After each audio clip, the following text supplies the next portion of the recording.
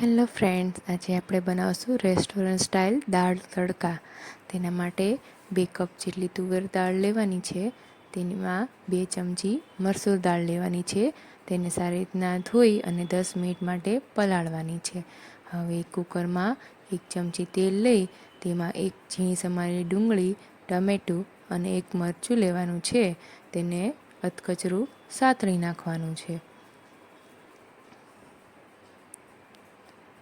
હવે આદુ લસણની પેસ્ટ લેવાની છે 1 ચમચી, સ્વાદ પ્રમાણે મીઠું, અડધી ચમચી હળદર, 1 ચમચી ધાણા જીરું, 1 ચમચી લાલ મરચું પાવડર અને તેમાં પલાળેલી દાળ નાખવાની છે અને તેમાં 2 કપ જેટલું પાણી એડ કરવાનું છે અને કુકરનું ઢાંકણું બંધ કરી 3 વિસલ સુધી એને ચડવા દેવાનું છે.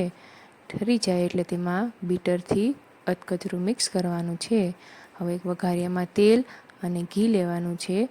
તેમાં 1 ચમચી જીરું લેવાનું છે, હિંગ નાખવાની છે અને તેમાં ઝીણું સમારેલું લસણ નાખવાનું છે. 8થી 10 કળી સૂકા લાલ મરચાં એડ કરવાના છે અને છેલ્લે ગેસ બંધ કરી કસૂરી મેથી અને કાશ્મીરી લાલ મરચું પાવડર નાખવાનું છે અને આ તડકાને દાળમાં એડ કરી દેવાનો છે.